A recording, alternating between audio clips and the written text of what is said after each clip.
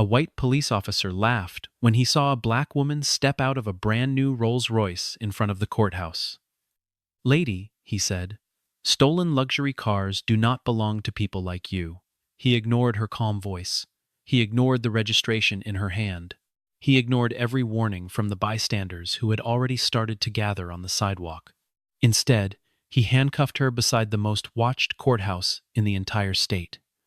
The crowd began filming within seconds, phones rising one after another, like a wave moving through the square. Then the woman made exactly one phone call. Less than 15 minutes later, police commanders, federal investigators, and the Chief Justice arrived together, moving in formation toward the very spot where she stood. By sunset, the officer had not just lost the arrest. He had lost his badge, his career, and everything he had once believed made him untouchable. The morning had begun like any other morning in that city, quiet in the way that cities are quiet right before something enormous happens. The courthouse downtown was preparing for one of the largest trials the region had seen in nearly a decade, and reporters from 3 different networks had already claimed their positions along the marble steps. Cameras on tripods lined the plaza like soldiers waiting for an order. Inside the building, clerks moved through hallways with stacks of files, and security officers checked badges twice instead of once, aware that today carried a different kind of weight. Outside, traffic crawled past the barricades as onlookers slowed their cars just to see the gathering crowd. Somewhere beneath the noise of engines and footsteps, a deep, smooth engine sound rolled into the plaza, almost gliding rather than driving. A black Rolls-Royce Phantom eased to a stop directly in front of the courthouse entrance, its paint catching the early light in a way that made several heads turn at once. For a moment, the plaza seemed to hold its breath, uncertain whether a celebrity or a politician had arrived. The driver's side door opened first, but it was the passenger door that drew every eye, because the woman who stepped out moved with the unhurried calm of someone who had never once needed to explain herself. She wore a charcoal suit, simple and tailored, with no logos, no flash, nothing that screamed for attention. Her name was Naomi Carter, a federal judge in her late 40s, known across the legal community for 2 qualities above all others: an unshakable sense of fairness and a silence that unsettled people far more than shouting ever could. Very few people outside her closest circle knew that the car belonged entirely to her, purchased with savings built over 20 years of discipline, not gifted, not borrowed, not stolen. She had grown up in a small house with a single bedroom shared among 3 sisters, and she had built every single thing in her life one decision at a time. None of that history was visible to the man who watched her from across the plaza, a patrol officer named Daniel Brooks, who saw only a woman, a luxury car, and a set of assumptions that had already formed inside his mind before she had taken 3 steps. Brooks had been on the force for 11 years, respected by some colleagues, quietly avoided by others who had learned to keep their distance from his temper. He leaned against his patrol car, arms crossed, watching Naomi walk toward the courthouse steps with an expression that slowly shifted from curiosity to something colder. "No way that is her car," he muttered to the officer standing beside him, loud enough for 2 bystanders nearby to hear every word. His partner, a younger officer named Marcus Lee, glanced at the vehicle and then back at Brooks, unsure why the comment carried so much certainty. In Brooks's mind, an equation had already solved itself without evidence, without registration, without a single fact beyond what his eyes had decided to believe. A woman, he thought, black, driving a car worth more than most people earn in 5 years. To him, the math did not need checking, because the conclusion had arrived before the question had even been asked. He pushed off from his cruiser and began walking toward her with the deliberate stride of someone who believed he was about to uncover something important. A few feet away, a group of attorneys waiting for the morning session noticed the officer's posture change, and one of them, a younger woman holding a leather folder, slowed her pace just enough to watch. Something about the way Brooks approached, chest forward, jaw tight, told her this was not a routine check. The plaza, already crowded with reporters and clerks and curious onlookers, seemed to shift its attention all at once toward the black car and the woman standing calmly beside it. Nobody in that crowd yet understood who she was, but everybody could sense, almost instinctively, that something uncomfortable was about to unfold in plain daylight. Brooks reached her within seconds, positioning himself just close enough to assert authority without technically crossing into hostility, a tactic he had used countless times before. "Ma'am," he said, "I need to see your license, your registration, and proof of insurance right now." Naomi did not flinch, did not raise her voice, did not even shift her expression beyond a calm, practiced patience that came from decades spent inside courtrooms, far harsher than any sidewalk confrontation. She reached into her bag with slow, deliberate movements, fully aware that sudden motion could be misread, and handed him exactly what he asked for without a single word of protest. Brooks studied the documents the way a man studies something he has already decided is fake, flipping the registration card over twice, holding the license up to the light as though searching for a flaw that did not exist. "People fake papers every day," he said flatly, more to the gathering crowd than to her. Naomi's expression remained unreadable, though something behind her eyes suggested she had seen this exact pattern play out before, in different rooms, with different uniforms, but always with the same underlying assumption. She said only, "The documents are accurate, officer," and waited. Marcus Lee, standing a few steps behind his partner, leaned in and lowered his voice. "It looks legitimate, Brooks," he said carefully, trying to diffuse the tension before it grew teeth. Brooks ignored him entirely, his attention narrowing instead on proving a theory that had nothing to do with facts and everything to do with the story he had already built inside his head. He needed her to be guilty of something, anything, because the alternative meant admitting his first instinct had been wrong, and men like Brooks rarely allowed themselves that kind of admission in public. The small crowd nearby had grown thicker, drawn by the universal human curiosity that gathers wherever conflict seems to be brewing. A retired teacher walking her dog paused at the edge of the plaza, phone already lifting halfway from her pocket. Two court clerks on a smoke break exchanged a glance that needed no translation, the kind of look people share when they recognize a familiar injustice taking shape in front of them. Even the reporters who had arrived for an entirely different story began glancing sideways, sensing that something far more immediate might be unfolding right there on the steps. Naomi remained still, her composure unshaken despite the rising tension around her, because she understood something Brooks did not yet grasp, that patience often outlasts power. She had built an entire career on the principle that calm authority speaks louder than panic ever could, and she intended to let that principle carry her through whatever came next. Brooks, however, seemed to mistake her stillness for weakness, doubling down with each passing second, as though raising his voice might somehow manufacture the guilt he was determined to find. "You understand I can have this car impounded right now," he said, his tone sharpening, daring her to react. Naomi met his eyes directly for the first time since the confrontation began, her voice low and even. "You're welcome to call it in," she said, "but I'd advise you to verify everything first." The certainty in those 4 words landed harder than any protest could have, because it was the calm of someone who already knew, with complete confidence, exactly how this would end. By now, the gathering crowd had stopped pretending to mind their own business, drifting closer in small clusters along the courthouse steps. Brooks ordered Naomi to step away from the vehicle entirely, his voice carrying across the plaza, with a sharpness that turned even more heads.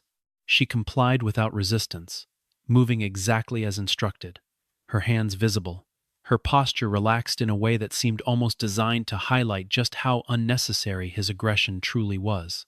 Among the onlookers, a tall man in a gray suit suddenly stiffened, recognition flashing across his face the moment he got a clear look at her. He was an attorney who had appeared before Naomi's courtroom on more than one occasion, and the sight of her standing in handcuff range stunned him into a brief, frozen silence. He leaned toward the colleague beside him and whispered just loud enough to be heard by 2 or 3 nearby strangers. "That is Judge Carter," he said, his voice tight with disbelief. The words rippled outward in a slow wave, passed from one mouth to another until a noticeable shift moved through the crowd, an unmistakable tension that came from realizing exactly how wrong this entire scene had become. Brooks either did not hear the warning or chose to dismiss it entirely, too committed to his version of events to allow new information to interrupt it. "I do not care who she says she is," he snapped, loud enough for everyone nearby to hear with painful clarity. The statement landed like a small explosion across the plaza, because Naomi had said nothing about her title, had not once raised her position as a shield, and yet Brooks had already decided that any claim to credibility from her had to be a lie. More phones rose into the air. A young man recording from the courthouse steps adjusted his angle to capture both Brooks and Naomi in the same frame, narrating quietly under his breath for an audience he had not yet gathered, but somehow already sensed would exist. A live stream blinked into existence on a small screen held by a college student near the barricades, the little red icon glowing as though marking the exact second history decided to take notice. Within minutes, dozens of strangers were no longer just watching, they were broadcasting, turning a quiet sidewalk encounter into something the city would not be able to ignore by evening. The pressure in the air thickened with every passing second. Not loud, not violent, but heavy in the way silence becomes heavy, right before a storm breaks. Naomi remained motionless, watching Brooks with an expression that held no fear, only a kind of patient disappointment, the look of someone who has seen this story before and already knows exactly how foolish the ending will appear once the truth comes out. Brooks, sensing the crowd's mood shifting against him, seemed to grow even more determined to assert control, mistaking the rising tension as a reason to escalate rather than a warning to stop. Somewhere near the edge of the plaza, a court security officer radioed in a brief, cautious message, alerting his supervisor that something unusual was unfolding outside, though he chose his words carefully, unsure yet of how serious the situation truly was. Inside the courthouse, clerks glanced toward the windows, drawn by the commotion building outside the very walls where order was supposed to be sacred. The contradiction was not lost on anyone watching closely. A system built to deliver justice fairly was now standing witness to the opposite happening right outside its own front doors. Brooks reached for his handcuffs, the metallic click of the restraint mechanism cutting through the noise of the crowd like a small, sharp warning. The plaza seemed to freeze entirely in that instant, voices dropping into stunned silence, as though everyone present understood, almost simultaneously, that a line had just been crossed that could not be uncrossed. A nearby attorney stepped forward, instinctively, raising a hand in protest. "Officer, this is unnecessary," she said firmly, her voice carrying clear authority despite the chaos surrounding her. Brooks turned toward her sharply.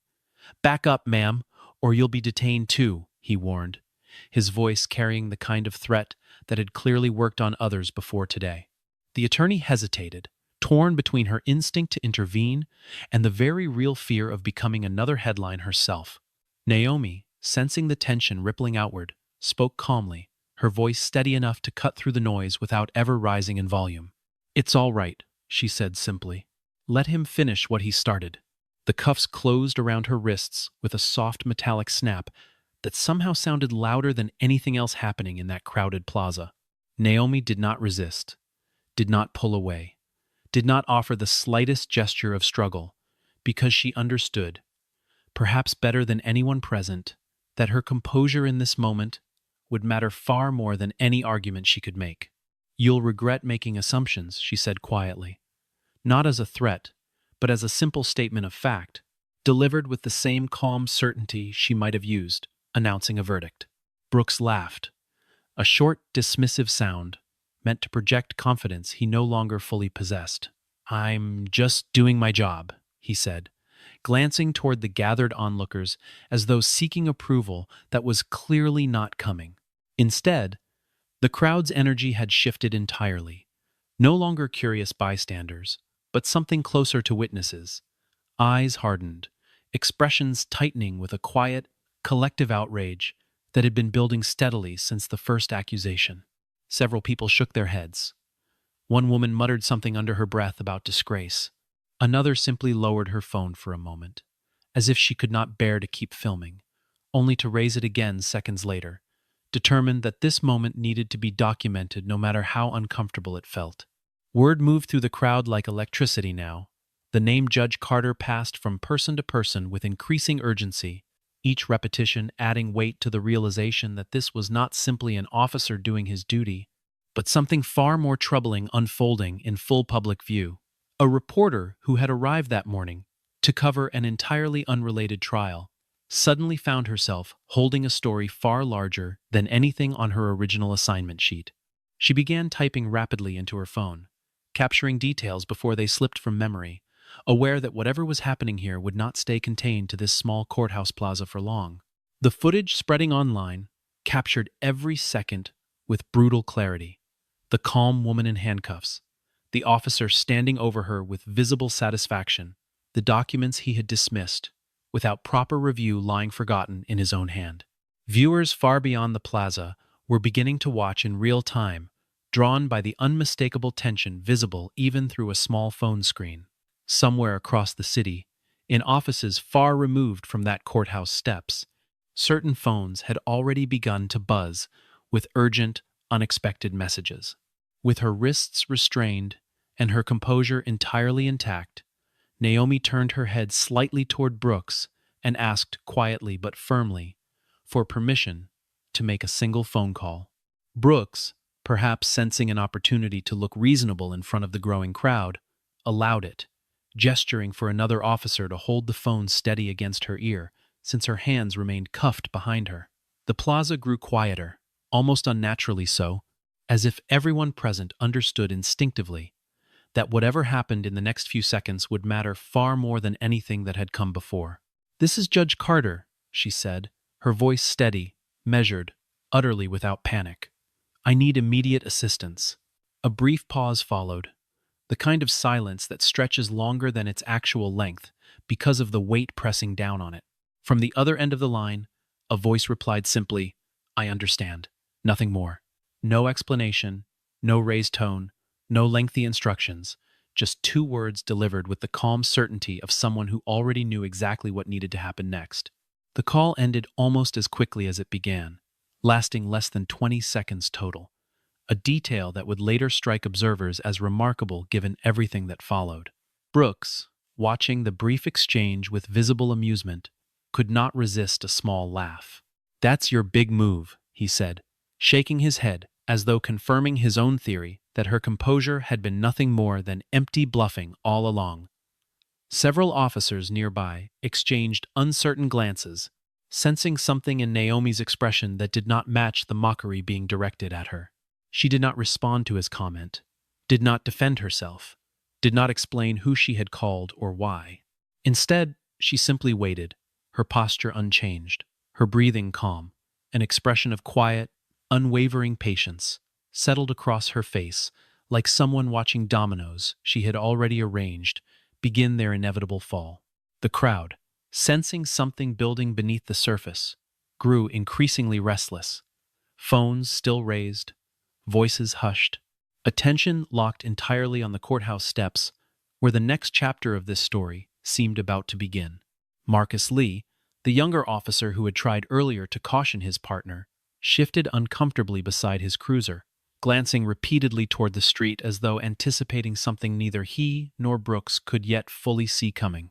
A court security guard, standing near the entrance, lowered his radio slightly, listening intently to a transmission that had suddenly grown more urgent in tone. Whatever message had traveled through that brief, quiet phone call, it was already moving through channels far beyond what anyone standing in that plaza could observe directly. Far across the city, inside offices connected by secure lines and rapid communication networks, a chain of urgent calls had begun the moment Naomi's voice reached the right ears. Names were exchanged, instructions issued, vehicles dispatched within minutes of that brief conversation ending.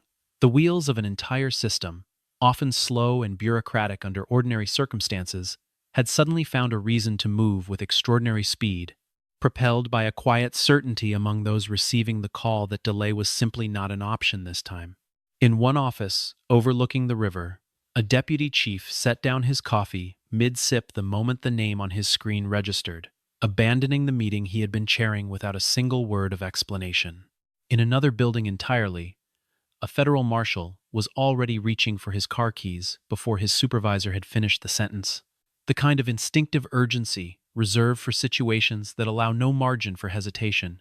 Calls layered upon calls, each one shorter than the last, until the entire apparatus of accountability, that normally moved through paperwork and procedure, instead moved through instinct, recognition, and a shared, unspoken understanding of exactly how serious this had already become. 15 minutes after that brief phone call ended, the plaza outside the courthouse transformed entirely. The quiet tension of moments earlier shattered by a convoy of vehicles arriving in rapid, coordinated succession.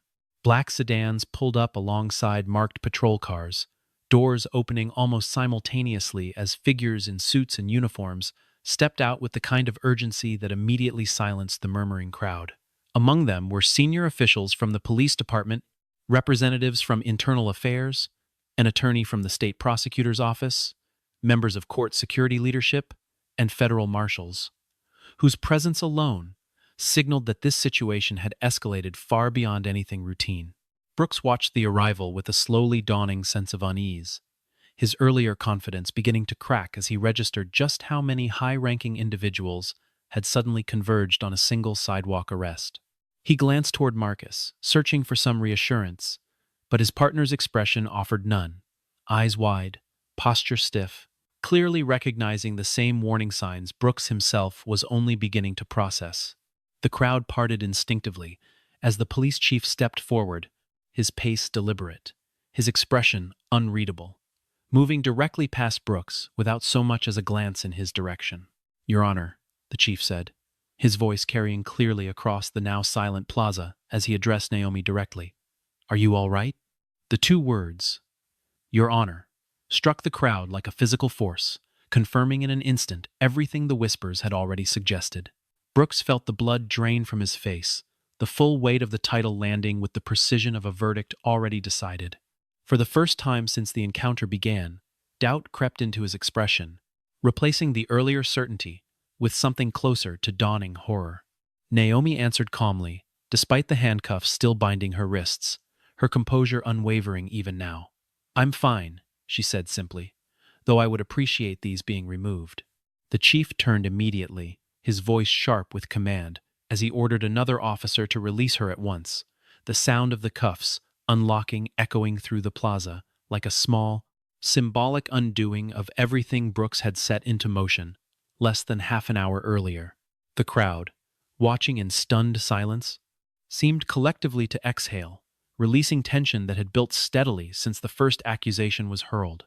Brooks attempted to speak, stumbling over a half-formed explanation about following procedure, about reasonable suspicion, about simply doing his job as he understood it. No one acknowledged him. The internal affairs representative did not look in his direction. The federal marshals exchanged brief, clipped words with court security, already coordinating next steps that clearly did not include hearing Brooks's side of the story just yet. It was, perhaps, the loneliest moment of his entire career, standing surrounded by colleagues and superiors who had all, in the span of a few seconds, decided he no longer mattered to the conversation taking place. Naomi rubbed her wrists gently once freed, glancing briefly at the gathered officials before turning her attention to the crowd that had witnessed everything from beginning to end. There was no triumph in her expression, no satisfaction at watching Brooks unravel in real time, only the same steady calm that had carried her through the entire ordeal. Whatever came next, she seemed to understand, would not require her to raise her voice even once, because the truth, properly examined, rarely needed defending by the person it had already vindicated. Within the hour, investigators had gathered every piece of available footage, treating the courthouse plaza as something closer to a crime scene than a simple traffic stop gone wrong. Body cam recordings were pulled directly from Brooks's uniform and from Marcus Lee's as well, synced carefully against timestamps to construct a complete, unbroken record of the encounter. Street cameras positioned along the courthouse perimeter offered additional angles, capturing details the officer's own equipment had missed, including the exact moment Brooks dismissed the registration without ever truly examining it. Court security footage added yet another layer, showing the crowd's reaction building steadily from curiosity into open concern well before the handcuffs ever appeared. Investigators cross-referenced this material against the dozens of live streams and recordings already circulating among bystanders, each version telling essentially the same story from a slightly different vantage point. Brooks mocking, suspicious without cause, dismissive of documentation, escalating a routine stop into something far more serious, based entirely on assumptions formed before a single word had been exchanged. An attorney representing the city arrived within the hour as well, standing quietly to one side as internal affairs began their preliminary review, fully aware that whatever legal exposure existed here would only grow larger the longer the footage circulated unanswered. Investigators sat Brooks down in a small administrative office inside the courthouse. The contrast between that quiet, sterile room and the chaos of the plaza outside, almost unbearable in its silence. "Why didn't you verify the vehicle identification number before escalating this stop?" one investigator asked directly, her tone neither hostile nor sympathetic, simply factual. Brooks struggled to answer, offering fragments of justification that crumbled the moment they left his mouth. He mentioned instinct. He mentioned experience. He mentioned a pattern he claimed to have noticed over years on patrol, though, when pressed for specific examples, his explanations grew increasingly vague and increasingly difficult to defend. The investigator made careful notes, her expression giving nothing away, though everyone in that room understood exactly how thin his reasoning sounded, once stripped of the confidence that had carried him through the original confrontation. Outside the courthouse, the footage had already spread far beyond the initial crowd of bystanders, shared and reshared, until it reached corners of the city that had no direct connection to the plaza at all. Strangers who had never met Naomi Carter found themselves discussing her composure, her patience, the simple dignity with which she had endured something no one should ever have to endure. Equally, strangers who had never met Daniel Brooks found themselves dissecting his every word, his posture, his dismissive laughter, building a portrait of someone whose actions seemed to confirm exactly the kind of bias many had long suspected operated quietly beneath the surface of supposedly routine policing. By early afternoon, the story had taken on a momentum no single person could control or contain, moving through the city with the kind of speed that made traditional investigations feel almost quaint by comparison. The footage was undeniable, consistent across every angle, leaving no room for the kind of conflicting accounts that so often allowed similar incidents to fade quietly without consequence. For Brooks, sitting alone in that small administrative office while his career hung in increasingly fragile balance, the absence of any defense beyond his own word had never felt more dangerous. As the investigation deepened throughout the afternoon, internal affairs began pulling Brooks's complete personnel file, a thick stack of documents that told a story far older than the events of that single morning. Buried within years of routine evaluations and commendations were several complaints that had been filed over the preceding decade, each one involving accusations of excessive authority during traffic stops, the majority directed at drivers of expensive vehicles who happened to be people of color. None of these complaints had ever resulted in serious consequences, each one quietly closed, dismissed, or settled without any lasting mark on his record. A pattern emerged with uncomfortable clarity once investigators laid the complaints side by side, dates spanning multiple years, locations scattered across different parts of the city, yet the underlying behavior strikingly consistent each time. A businessman driving a luxury sedan stopped without clear cause. A young executive detained over a registration that later proved entirely legitimate. A retired physician questioned aggressively, despite producing every requested document within the first minute of the encounter. Each case, examined individually, had seemed minor enough to overlook. Together, they painted a picture that no one within the department could continue pretending not to see. Previously, these complaints had lacked the kind of undeniable evidence necessary to force real accountability, often reduced to conflicting accounts between officer and civilian with no clear way to determine the truth. This time, circumstances had aligned differently. Cameras everywhere, witnesses by the dozens, a victim whose position and credibility made dismissal nearly impossible. The very visibility that Brooks had perhaps assumed worked in his favor, given his badge and his authority. had instead become the mechanism through which his pattern of behavior was finally, undeniably exposed to full scrutiny. Investigators interviewed Marcus Lee separately, hoping to understand whether he had witnessed similar behavior from his partner in the past. Reluctantly, Marcus admitted that he had noticed something uncomfortable building over the months they had worked together. Small comments, certain assumptions Brooks seemed to make almost automatically whenever certain types of vehicles or certain types of people crossed his attention.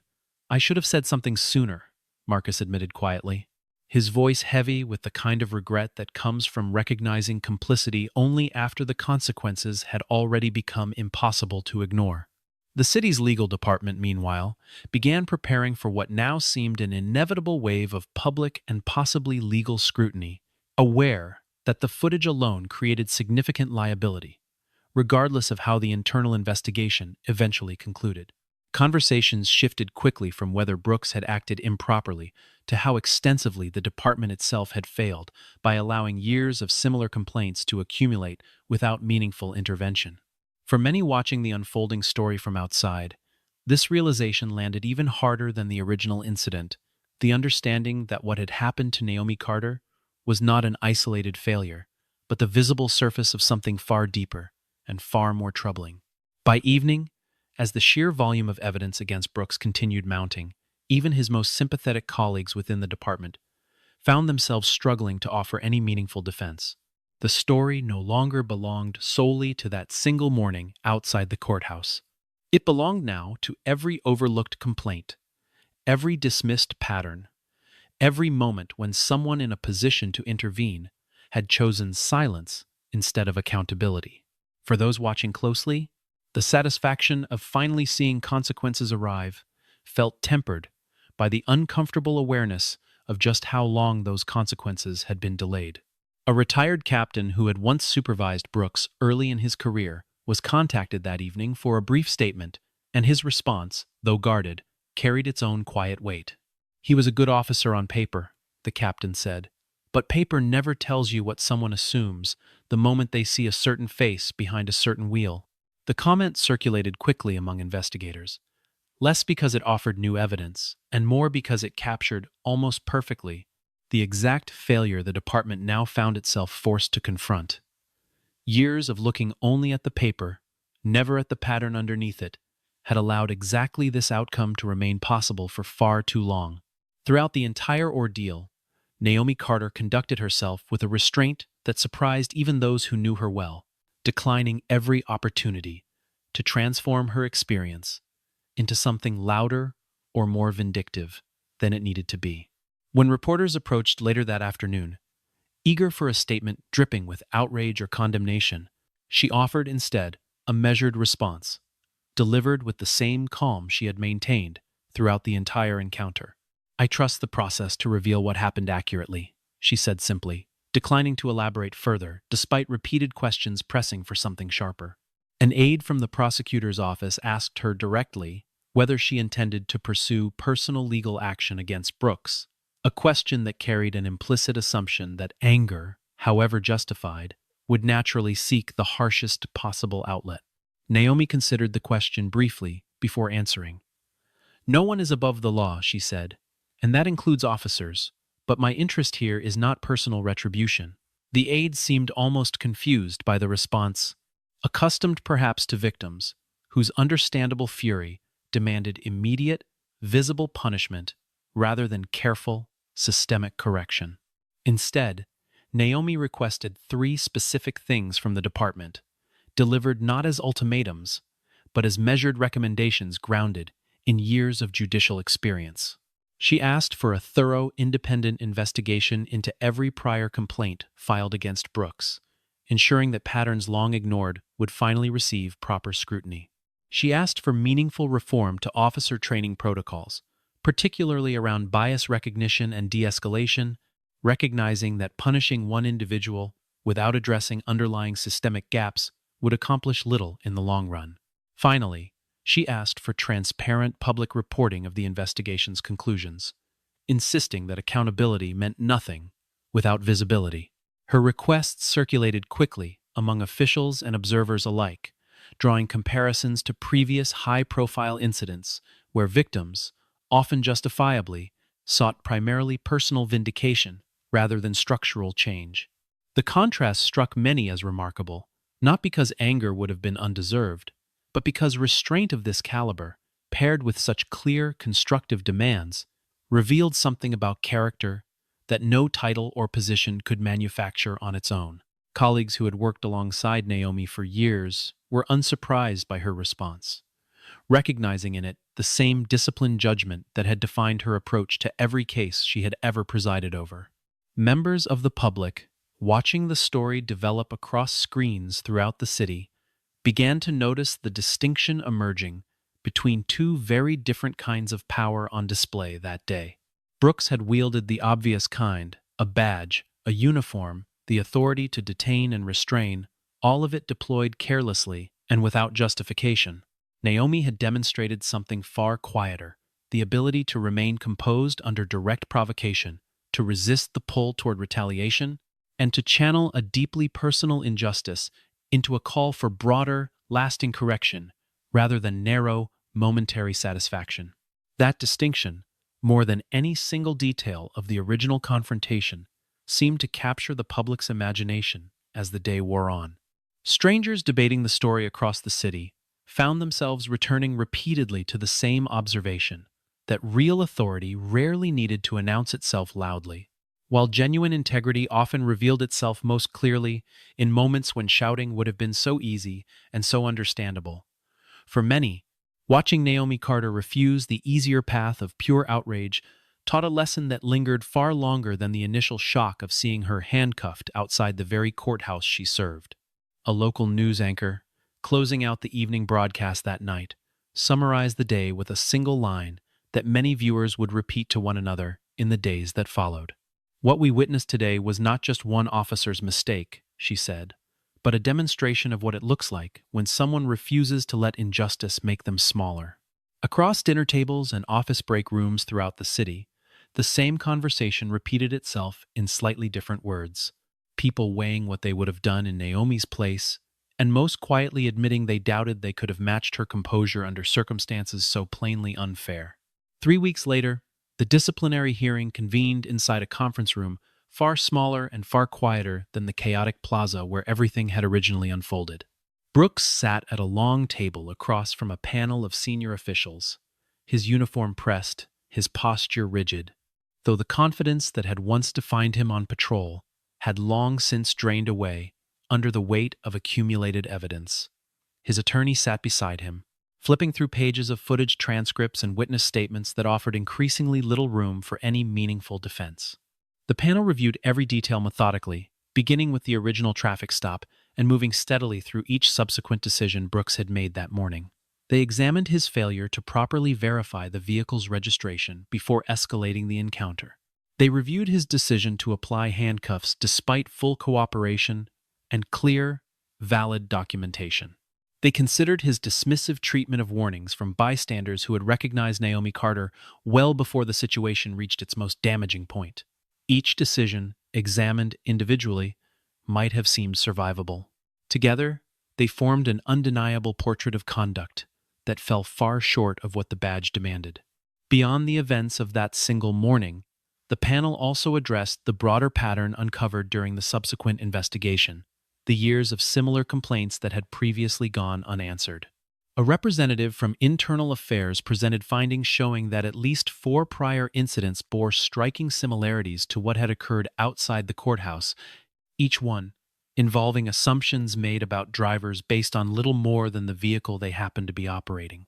The cumulative weight of this pattern made clear that the morning's events were not an isolated lapse in judgment, but the latest expression of behavior that should have been addressed long before it ever reached this point. When asked directly to explain his actions, Brooks offered what amounted to a final, halting attempt at justification, citing years of experience and instinct that he claimed had usually served him well. The panel listened without visible reaction, though the silence that followed his statement carried its own clear verdict long before any official decision had been announced. One panel member finally spoke, her voice steady and without malice. "Instinct that consistently targets one demographic isn't instinct," she said. "It's bias, and bias has no place behind a badge. The findings, when finally delivered, left little room for interpretation. Brooks was found responsible for racial profiling, abuse of authority, unlawful detention, and conduct unbecoming an officer, four separate violations that together left the panel with no reasonable alternative beyond the most serious consequence available. He was terminated from the department immediately, his certification revoked in a decision that would prevent him from working as a sworn officer anywhere within the state. The badge he had worn for 11 years was removed and placed gently on the table in front of him, a small, quiet gesture that nonetheless carried the full weight of everything that had been lost. Brooks sat motionless for a long moment, staring at the badge resting on the polished wood surface. The symbol that had once granted him authority over countless ordinary mornings, now reduced to nothing more than a piece of metal stripped of meaning. He did not protest the decision. He did not argue. He simply nodded once, gathered the few papers in front of him, and walked out of that small conference room into a future entirely different from the one he had imagined when he first put on that uniform 11 years earlier. Outside the courthouse that same afternoon, Naomi Carter walked down the marble steps exactly as she had walked up them weeks earlier, calm, unhurried, entirely unconcerned with the small cluster of reporters waiting near the bottom for some final comment. She offered them a brief nod and a few measured words about her continued confidence in the judicial process, declining once again to indulge in anything resembling triumph or vindication. There was no raised fist, no dramatic statement, no lingering glance back toward the building where her own ordeal had so publicly unfolded weeks before. She walked instead toward the same black Rolls-Royce that had started everything that morning. The vehicle parked exactly where it had been left, untouched, unclaimed, exactly as legitimate as it had always been. A young valet, recognizing her immediately, hurried to open the door, though Naomi waved him off gently, preferring to open it herself as she always had.